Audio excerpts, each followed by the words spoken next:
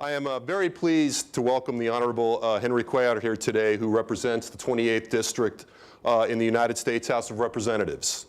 The heart of this district is Laredo, though the district is one of those very long ones that stretches from Starr County up to Guadalupe County.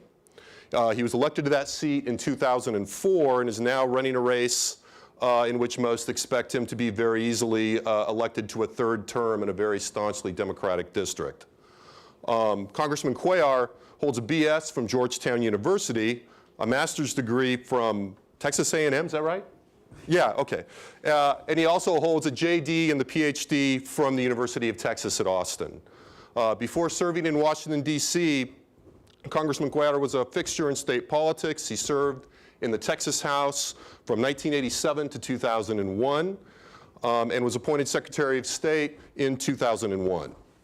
Now, as I recall, I first met Congressman Cuellar in a graduate seminar somewhere in the misty past of graduate school. I think I may have last seen him in the spin room at the Democratic debate here that was held at the University of Texas. During the period I got to know him, he was well known for being able to read while driving, as I recall, because he spent so much time being the guy who was a state rep and a graduate student. He's placed very well, I think we would say, and it's a very great pleasure to welcome him back to UT as a classmate, as a friend, as an alum. So please join me in welcoming Henry Cuellar back to UT Austin. Thank you very much. Thank you, Dr. Hansen, for, thank you, right. I think we're students when we're down here at UT. Appreciate that friendship, and I certainly want to thank my advisor, my head of my committee, my dissertation, Dr. Brian Roberts, who's over here. I really appreciate it. We work together. We've known each other, Lyceum and a couple other places, Lyceum, a couple other places. So it's always a pleasure seeing Dr. Roberts over here. And to all of y'all, it's a pleasure being here. I see Roy, who's the son of Judge Raul Vasquez, my good friend from Laredo, Texas, and good being here. I see Kathy also. So I'm seeing a lot of familiar faces when I used to be down here. What I want to do is I want to go ahead and talk a little bit about, first of all, what I call the transition from state politics to national politics. Then I want to talk about what I think is right and what I think is wrong with Washington.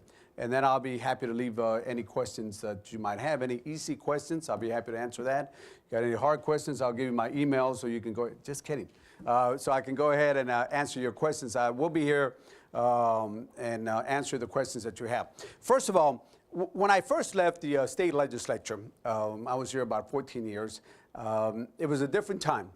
It was a different time where I think there was an emphasis on protecting what I call the integrity of the legislative system. What does that mean? It's something that I think is important for not only the state, but the federal government. That is, as long as members, both House and Senate members, understand the procedures, understand the rules, understand what I call the institution, the importance of the institution, the legislative body, then I think we can get work done. I think what I've seen lately, both at the state and the federal level, people become too partisan. People become, more on got you type of politics instead of saying, what are the real problems that we have out there? How do we address those real problems? What are the practical solutions that we have to look at? For example, a couple of months ago, I think there were hearings on baseball and steroids. I'm sure that's a big problem, but I think we got bigger issues out there. We got the issues of the Iraq War. We got the issues of immigration. We got other issues lately. Of course, we got the budget out there. And I say that because when I was in the State House here, I could literally name out of the 5,000 bills that were introduced, 1,000 would pass, 1 out of 5. I could literally say 5 of them would become political. That is, voted on a partisan way. In Washington, it's almost the reverse. I can name 5 bills that probably that are non-political, and everything else becomes a political thing, which is unfortunate because I think that if you start putting party, and I'm a Democrat, I call myself a conservative Democrat, and I think if you're able to, if you put the party before what I call the country, then I think that's wrong. I think LBJ said it the best years ago when he said, that we should always put the country before any political party, and that applies to Democrats and Republicans. I think we can be good Democrats, and I see some university Democrats here and some Obama folks, or good Republicans. Nothing wrong with that, but you can never put that before the country. And unfortunately, I think we've seen some of that here in Austin, and certainly we see it up there in Washington. So I say that because I want to set the environment that we're looking at, we're seeing up there. We got some tough issues up there in Washington. I would say that one of the biggest issues that we have now is the economy. I remember, I guess, a couple of weeks ago, 3 weeks ago, we got a phone call saying that there was going to be a call tomorrow. We're going to have Chairman Beneke on the phone. We're going to have Secretary Paulson on the phone because there was an emergency that was coming up. And the next day we had a big telephone conference call, and all of a sudden the sky was falling down. And just before that, our focus in Washington was going to be the budget. That was going to be the big fight, the budget that we have.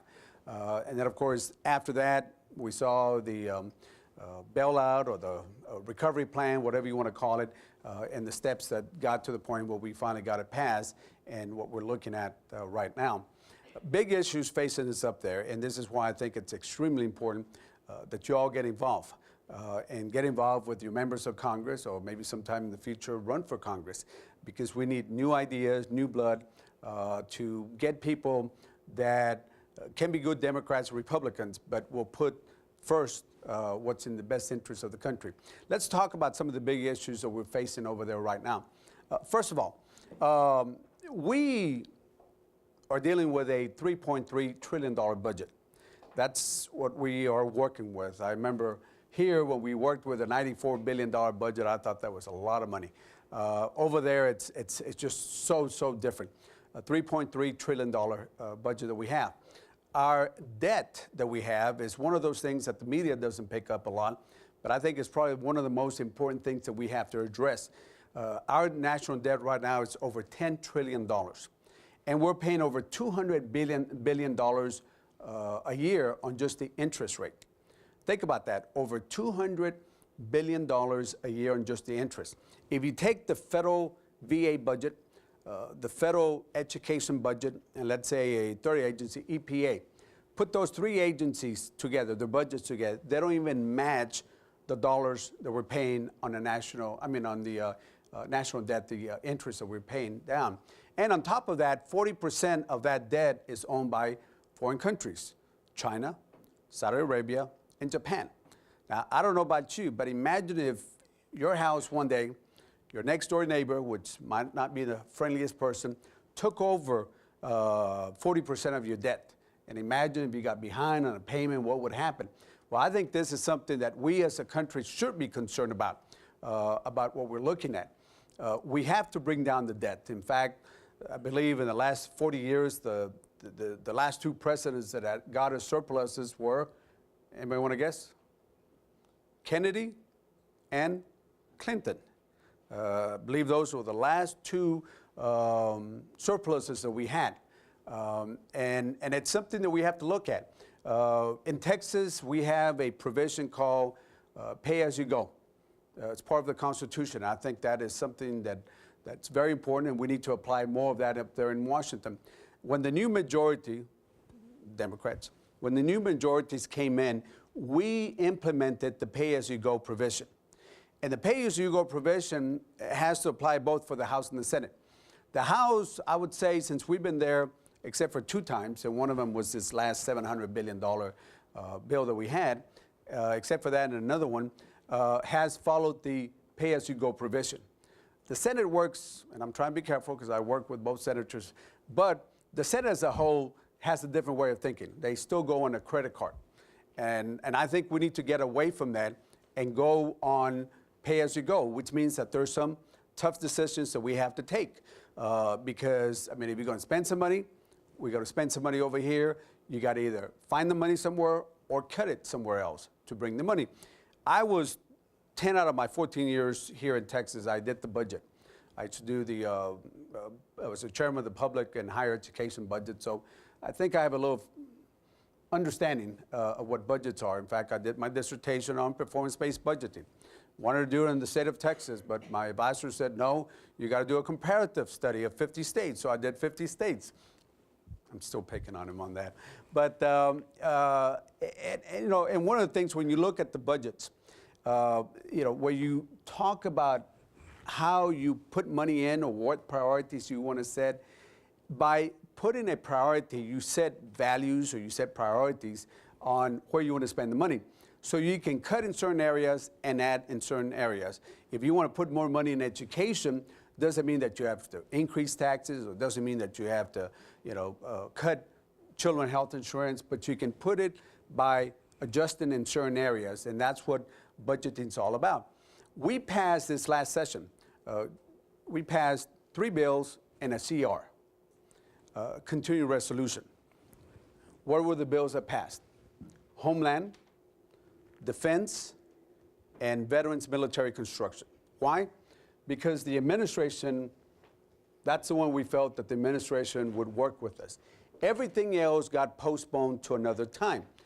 Why? Because the last time we did a budget, the administration kept telling us, you go over a certain amount, you put more money here, in education and healthcare, we're going to veto the bill. And therefore, instead of going into that type of exercise, we said, you know what, we'll just put a CR and pass it on to March 6th. And that's what we did. So we passed 3 out of the 12 budgets that we had, those bills that I mentioned. The other ones got CR. Healthcare, education, housing, everything else got postponed to March 6th, basically of next year, to wait for a new president, whether it's McCain or Obama. We're going to wait for a new president so we can hopefully have a working relationship to come out with some sort of agreement as to how much money that we can spend. I personally want to see more money in education and healthcare. When I was here at the state level, that was my emphasis. I was the author of the Texas Grant, which I don't know if any of y'all get the Texas Grant. It's a good program. It's been expanding. More money has been added. I was the author of the first children health insurance program in the state of Texas. Started at the Farias Elementary School. It's now statewide. And talking about CHIP, we also tried to expand the number of kids in the country, going from 6 million to 10 million kids. What would that have meant for the state of Texas if we would have expanded that? That meant that, well, first of all, Texas is the #1 uninsured state for kids. We got about 1.4 million kids that have no coverage. You would imagine that the administration would have said, hey, we expand this, more kids will be covered here in Texas. In fact, about 500,000 kids would have been covered in Texas if we would have expanded from 6 to 10. We passed it. President vetoed. We tried to override his veto. We had Republicans on our side, but not enough to override the veto. We tried again at a later time, hoping that times were better, and he still vetoed it. So we finally said, pass it to March of next year, March 6th of next year. March 6th of next year is going to be kind of busy, you know, the CHIP program, the budget, and we decided to do that to just wait to next year, to just wait for a new president. So we got those issues coming in. And of course, the other issues that will still be affecting us are big issues like immigration reform. I believe in comprehensive immigration reform, 3 parts. First part has to do with strong border security. I'm from Laredo. I go from northeast San Antonio, Guadalupe, all the way down to McAllen. I got about 1/3 of Hidalgo County down there. You must be from that area on that. So what we have is we deal with an area. So when you look at immigration reform, we believe in strong border security. But I believe that certain things are going to work, more technology, more personnel. But don't tell me a wall is going to work. Look at the Great Wall of China. Look at the Berlin Wall. Look at the French and the Germans in World War I. And, you know, so, I mean, we can go ahead and use another way of providing border protection than coming up with a wall. You know, the last thing I can envision is that if we do build a wall, I can see a Mexican president coming up to the wall, face the United States and say, Mr. President, tear down this wall. So, you know, when you look at the cost, for example, and I asked 3 questions of the Chief Border Patrol I'm in Homeland. I'm a chairman of a subcommittee in Homeland, and I asked the questions about, first of all, what's more cost effective? What's the cost per mile for 1 mile technology, 1 mile of fencing? 1 mile technology will cost about $1 million. 1 mile of fencing will cost about $3 million back at the beginning of the year. We just got notice that it now will cost us $7 million a mile to put a fence. Now, if you're going to pave a highway, 1 mile of highway will cost us less than $1 million. So why are we going to be paying $7 million to build this fence? And it's going to go up. And if you include maintenance costs, it's going to go even more than that amount. So that was the first series of questions. The second question, what's faster to implement? The technology would be faster to implement. By that, I'm talking about cameras, sensors, drones, using the technology that's available already out there. Then I asked them, what's more effective, the fence or the technology? Well, the answer was they're both effective. I said, well, but tell me what's more effective. Well, they're both effective. They didn't want to answer the question. So therefore, I asked them, how much time will a fence buy you? Anybody want to guess? Of course, now he's saying that he didn't say that, but it was said in committee. Anybody want to guess? How much time will a fence buy you? You're really good at crossing fences. 6 to 9 seconds. Now, are we going to spend billions of dollars on buying 6 to 9 seconds? Won't a camera or a sensor or drone provide you more coverage, and you see something and move the personnel up there? I mean, I think we got to provide border security in a smart way. The second part of it I think we ought to have is some sort of guest worker plan. In World War II, when our soldiers went up there to go fight in the war, especially in the ag area, in the southern part of the United States on their own approached Mexico and say, we need some workers. And the Bracero program was established. Okay, U.S. asking Mexico, we need workers. So they established that. Then after that, it worked. It worked very well. People would work, go back, and the Bracero program worked well. Then after the war, pretty much soldiers came back and they said, hey, we got our workers now. So they pretty much a little bit after that terminated the Bracero program. I say that because we do have models or ways that we can set up a guest worker plan where people can come in, work, go back, and do what they need to do. That's the second part, guest worker plan. The third part has to do, what do we do about the 11 and 12 million undocumented aliens that we have in the U.S.? For anybody that feels that they can deport 11 or 12 million individuals, and I'll be the first one to say some of them should not even be here. If they got a criminal record, if they're not here for our good, then I'll be the first one to say go ahead and kick them out. But think about, and I'm not picking any state, but this state has about that population. Think about the state of Ohio. They got about 11.5 million individuals. It's like going to one state, putting every single individual in a bus, and imagine what would happen when you'd be deporting hundreds, thousands, and millions. I mean, can anybody envision that happening? It's just very, very, very, very hard to imagine. So anyway, a immigration reform comprehensive has to have, in my opinion, all three things. When you go with the first part, both parties are saying yes. You go to the second one, then you start getting one party dropping off a little bit. Then you go to the third part, and certainly you got people dropping off because it becomes harder when you go from border security, guest worker plan, and then what do you do about the 11, 12 million undocumented aliens? Not only for the people that are here, but also I think for the people that are trying to become citizens here or legal residents. My father was born in Guerrero, Tamaulipas. He became a legal resident, then became a naturalized citizen. Took him a long time to become a naturalized citizen, but he finally did it. So there's things in place there that work, but the emphasis has been in Washington to put people, Border Patrol, and we're now, with the budget we just passed, we just went from 17 to, we're going to be hiring a little bit over 20,000. We're going to have 20,000 Border Patrol.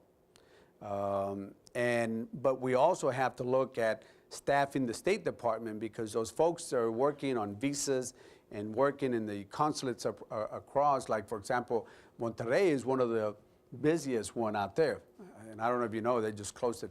I don't know, they reopened it, they closed it for a while because of the drug dealers. There was machine gun and other problems there in Monterrey, and that's one of the busiest really almost in the whole world. So you got issues with immigration, you got issues with border security, you got the budget itself, got Iraq. Iraq is another place. I've been to Iraq, Afghanistan, just got back from Afghanistan visiting our folks up there. Right now we're spending about $10 million up there in that war. Now that's almost about $5,000 a second.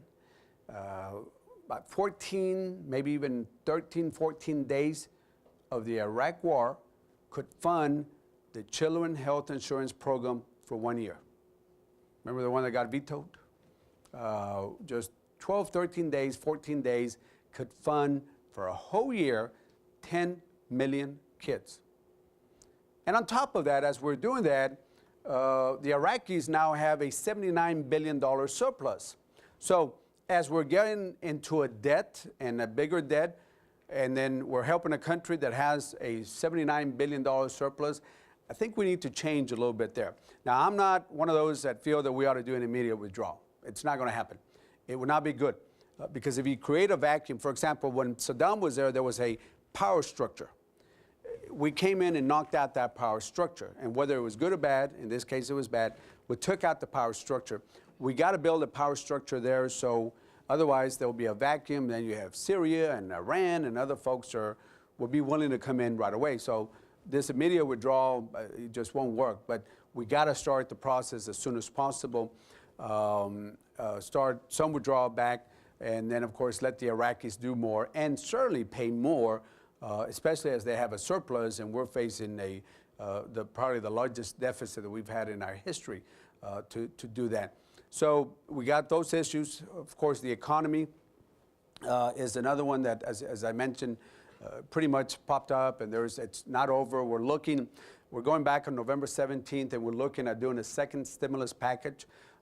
Question is, what are we going to be doing there?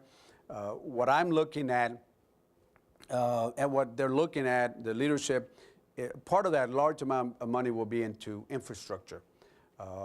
Monies in the state of Texas will literally get a lot of money to move our projects, and that puts money in the economy. Probably some unemployment benefits, extend some of that. And one of the things I want to do is, I think one way if you want to get money to the middle class is to do this. What if we eliminate the student loans that you or your parents might have, and do that? Now, I don't know if they'll feel that that's the way of putting money, but I think that would be a way, because if you pay off that debt, then you'll be able to have money, or your parents, whoever's paying for this, a combination of both, will have money that will be available to put into the economy, because it's the middle class that gets affected by this. It's just like financial aid. One of the things that we did in financial aid, when I was doing the Texas grant, I wanted to leave that open, because if you're poor, you're going to get money, financial aid, some sort. If you're rich, then you don't have to worry about that. But then if you're in the middle and you happen to have a job, or your parents happen to have a job, you're not going to be able to qualify for financial aid, because you get penalized if your parents have a job. So therefore, trying to see how we can help the working middle class, and this is why I'm going to be pushing for the stimulus package to help on those student debts that we have out there. Talking about financial aid, we did increase the Pell Grant, and it's going to increase more. We also are cutting the interest rate for student loans. I think back in July we brought it down from 6.8 to about 6, and it's going to go down to about half, a little bit over, hopefully around 3%. That literally will save you, anybody who gets student loans, thousands of dollars by cutting the interest rate. We also just passed the new GI Bill. The new GI Bill, as you know, the GI Bill, the original one, came in after World War II. How do we get those people, students, or the solos back, and how do we get them to go into education? And the new GI Bill is very different. First of all, it'll cover 4 years. And if the average, I believe the average tuition rates, fees, it's about $5,300. They'll cover the highest public education fees in the state of Texas, or whatever state you might be from. It will cover up to $1,000 of books also. It also provides some housing also. And if you're a veteran from a rural area, it'll give you a $500 one-time deal to help you move, go off to college. That will help a lot because, you're talking about 4 years of college for veterans. And on top of that, there's a new provision, and I'm really happy about this one, is we extended it from 10 years now to 15 years where you can take advantage. And let me tell you what, it's important. If the veteran, this only applies for veterans who are active. If you're active after September 11, 2001, and if you serve minimum of 90 days, tuition fees 40%.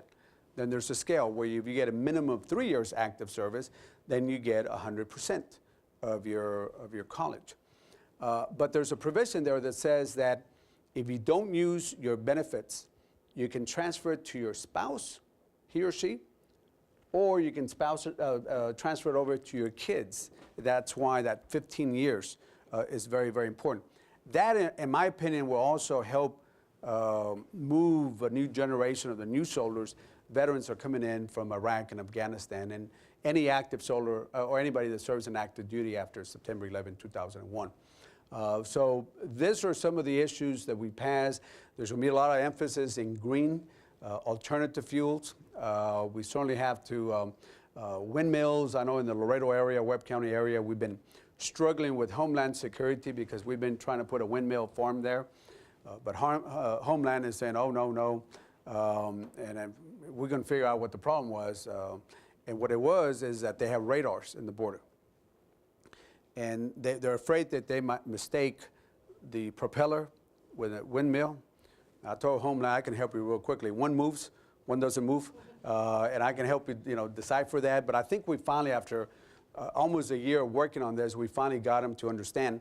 And I think we're going to start that because you're going to see more windmill, wind power, solar. We did pass under this broad recovery bill, there were some tax incentives for energy efficient for homes and buildings, and I want to get more for construction and buildings so that way our builders can add more of that. If there's incentives, they'll go into that area. And so you're going to see more emphasis. I think this new majority is going to push a lot more of the alternative fuels because, as you know, I think you've seen the Boone Pickens commercials, $700 billion of transfer. If you want to see transfer of wealth, what are we? We're borrowing money from China so we can pay the petroleum that's coming in from the Middle East. It's almost like that. And we have to have this paradigm shift from fossil fuel to an area that the alternative fuels. And it's not going to happen overnight, but we have to start now. I mean, just to show you an example, we got a lot of logistical issues. For example, imagine if you come up with a new fuel, think about all the different gasoline stations and how you have to retrofit that to bring it in. I mean, I remember years ago when they came up with diesel, trying to find a place where they sold diesel was so hard. I think right after I got to law school, I got a diesel car. It was great, but the only problem was trying to find gasoline stations that had diesel. Now it's a lot better now. But I mean, we got logistical issues, but we do have to shift from fossil fuel over to this area. Big issue, as you saw recently, was the issue of do you drill or not drill? I'm one of those Democrats that I feel that we ought to drill offshore. Anybody been to South Texas? See a lot of deers and javelinas, and you got a lot of oil wells there. And I think the technology that's available now can protect the environment. And I think the offshore wells that we've had that have been there for a long time, I mean, they've been able to withstand hurricanes and other areas. And I think we got the technology. I mean, nothing's 100% proof, but I think we can do that. So at least that's only for the near future. But we got to look at the long term, and this is where the alternative fuel comes in. Let me go ahead and conclude. We got about 20 minutes, so I want to leave some questions for that. Let me just give you my political, non-political question, because I don't want to get too political on this. November is going to be important. See, a couple people have voted. Go out and vote. really go out and vote. It's, whether it's the local legislators or council or it's state or national, whatever it is, get involved in that because it really does make a difference. I'd be one of those that say that every vote does count. When I won by 58 votes. I ran against an incumbent, and when I say every vote counts, every vote does count. So, I mean, votes do count. And if you want to have a say, then you have to get involved. But there's a lot of issues, that they're going to be affecting this. And in Washington, and if I can give you what I think might happen up there, the U.S. Congress, House of Representatives will become more Democratic. At least I'm just saying the way it looks right now. The Senate is going to become more Democratic also. The precedent right now looks, at least right now, looks like it's going to be Democratic. But I ask you to look at one area that's important. Look at the number of senators that are going to be elected that are Democrats. Because there's a number out there that you have to look at, 60. Anybody familiar with the 60? The Founding Fathers, to have checks and balances, said that, when we were going through this, you would have to have 60 votes to pass things in the House. In the House, in the Senate. In the House, you can have a simple majority pass it, unless if you're trying to override the veto or something like that. In the Senate, you need 60 votes. And if you have, right now we have 51 Democrats, if you include Lieberman, also 51 Democrats. And to get to the 60, you got to bring in 9 Republicans over. And when the Republicans were at 55 at one time, they needed to bring 6 Democrats, or whatever the number might be, to get to 60. That part there kind of slows things down. And it's good to bring in the other party and say, how do we work this out? Now, the only thing is it does stop bills from passing sometimes if you can't get an agreement. But I think that part will be important because it will determine whether the other party will play a role or not in getting certain things down. So, I know everybody will be focused on the president. Everybody will be looking at the House too. But look at the Senate and see how many Democrats are elected and see if they get up to the magical number of 60 on that part. So, at this time, I can go on, but I'd rather leave it open for any questions that you might want to have. Okay, remember, please wait for the microphone. Thank you very much. Thank you.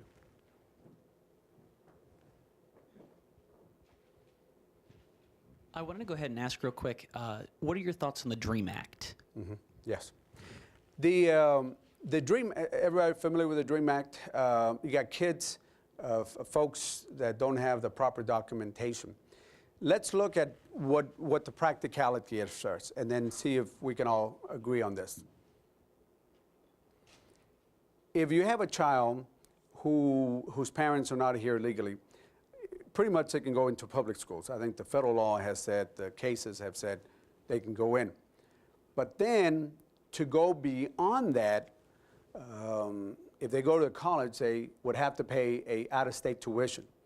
I don't know if anybody's here from out of state, but you know that the cost of tuition will just jump up 3, 4 times, maybe something like that. So it becomes cost prohibitive. And then, of course, if they want to go work later, then it becomes very difficult to do. So are we creating a second-class individual for folks who are stuck to only going to high school and that's it? What's the cost to society? So that is, the issue. And the Comprehensive Immigration Reform Bill, and I'm going to just say the way I look at it. If you look at the website of Obama and McCain, and notice nobody's talked about immigration. Nobody has. Obama has it. Certainly McCain has it. But if you look at it, and I'm familiar with the bills, McCain has the better immigration. More detail, more on that. And I'll tell you what, because before we got into the presidential politics, it was the McCain-Kennedy legislation on comprehensive. And I supported that legislation, the House version, with Gutierrez and Colby and a couple other folks. The comprehensive immigration reform, and that part was in there also. But again, it comes up to, when we talk about immigration, it is so emotional. But keep in mind, if you look at the history of the U.S., immigration's been with us for many years. First, people had problems with the Germans coming in way back a long time ago. then the Irish, then the Chinese, other folks, Italians, and of course this century, this last century and this century, it's been the Hispanics. There. But if you look at it, you know, anytime you have, across the world, you'll see people moving around. People have moved around all over the world for several reasons. Economic reasons, like you can say Hispanics right now from South and Central America. Famine, war, different reasons. There's big reasons why people move around. And therefore, immigration, the last time we had immigration reform was in 1986, President Reagan and the Democratic Congress. And whatever we do, it's got to be in a bipartisan way. Can't pass by just Democrats. Numbers are not there, believe it or not. You got to have Republicans that come on board to work in a bipartisan way to address immigration. It's so emotional. Anytime you talk about immigration, forget the facts, emotion comes in. It really does. It's amazing. Next question.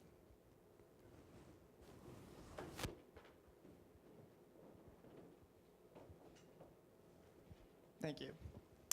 You mentioned at the start of your speech that when you got into politics, you felt like it was a different place, that maybe there was more emphasis on keeping the legislative process ethical. Mm-hmm. And I was wondering, I've heard a lot of people, older people, especially this election, like professors or parents' friends, saying that the campaign hasn't been run up to the standards they thought it would be, that it's become too negative. And I was wondering, I'm talking about campaign versus legislature, that's different, but just politics in general, do you feel like in your career, campaigns have gotten more negative and perhaps leading people to, you know, put party first and not country? And if so, what needs to change for people to start putting country before party? Right. Negative campaigns have been run for, if you look at president's race, the president's race for years, I mean, for hundreds of years. I mean, anybody ever looked at the campaign years ago? I mean, talking about 1800s and all that. I mean, the negativism has been there.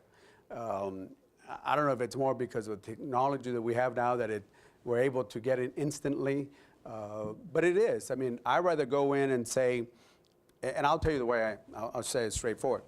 I'll go in, when I run a campaign, I'll go in and say, this is who I am, and this is what I can do, and this is my record on what I've done.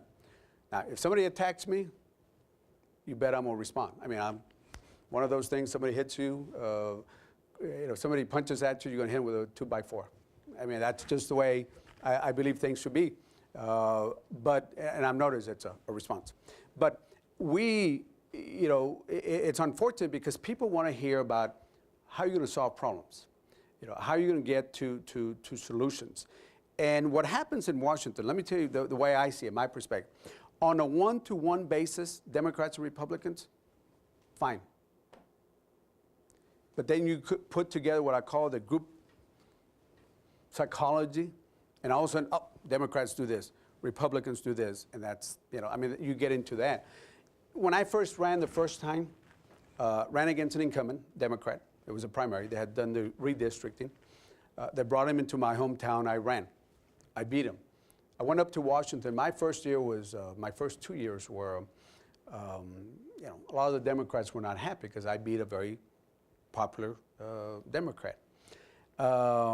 And whatever votes I did, people were watching everything I did. For example, I was the first Democrat freshman. I was a freshman at that. The first Democrat that came out and supported CAFTA, trade. Big believer. I mean, Laredo is the largest inland port. And as the largest inland port, I mean, trade is important. In fact, if you look at the numbers right now, you know what sector of the economy is doing better than any other sector? There you go. Exactly. If you look at the border has been transformed because of trade. It really has. Texas, number one trading partner is Mexico. Between the U.S. and Mexico, for example, in a day we trade services and goods about $1 billion a day. So I mean, trade is important. But I took a vote, and after that, I won't mention the groups, but some Democratic groups came after me. They spend hundreds of thousands of dollars. Talk about negativism. I mean, even at that time, my little girl, who's now 11, she was about, I guess, 8, 9 years old, couldn't believe. I mean, she would throw pillows at the TV saying, why are they saying those things? I mean, it got that bad. Our labor union folks, labor was upset with me. I'll just be honest with you. It was the labor union folks. And you can't do that, or you can't do that. They kept running ads against me in Laredo, my hometown. I usually win Laredo 87 to 89% of the vote, no matter who wins, how much money. I went up to almost 90%. I mean, it helped me because they kept talking about trade. I said, keep talking, keep talking. I mean, that's where most of the jobs are created in Laredo. Even I got more bridges than anybody else when you talk about trade than any other congressman in the whole U.S. So I say that because people were saying, you can't do that. You know, you're a Democrat.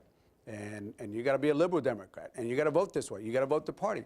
My thing is, in the old days, I don't know if some of the, I'm not looking at anybody, but in the old days, the Democratic Party, I saw that, the Democratic Party was the tent. It was the big party tent. Anybody remember that? It was a big party tent.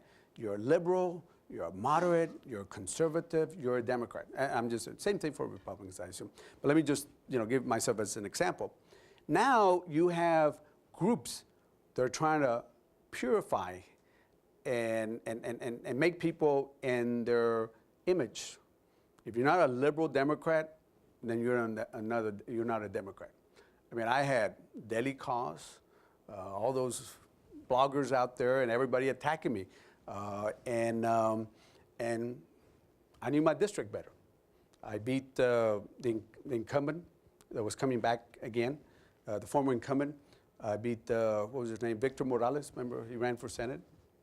And I mean, I beat him without a runoff because I know my district. And in my district, we had, for example, poll, and in the Democratic primary, they're conservative Democrats.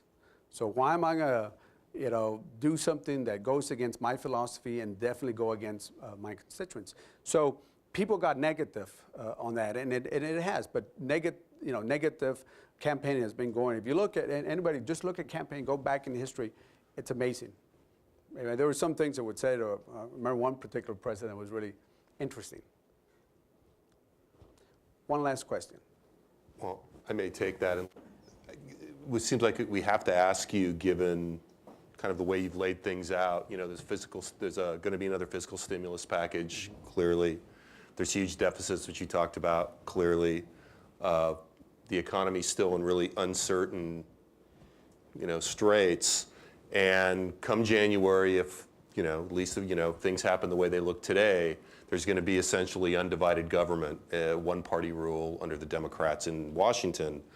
How are you going to manage that? I mean, ultimately, it seems like from a, not to sound like one of the cynical political people that you've been talking about, but it seems like there's a huge danger here, both policy-wise and politically, for the government in power. I mean, what's your sense of what that's going to look like when the excitement of winning, should it happen that way, wears off, and you find yourself in this configuration? Right. Yeah, and it's an excellent point because this is something that I've been talking about. Notice what I said about one of the most important things to look at, the 60 on the Senate side, because that brings in an ability to bring in the other party and bring a little moderation on that. But you're right. But look, if you look at the history of times when one party controls both houses, the Republicans were the last ones. And after a while, if they don't measure themselves, they're going to steer way right. And I think that's what happened to the Republican Party. They steered right, too much to the right. And the American public said, enough is enough. We're going to go and change it.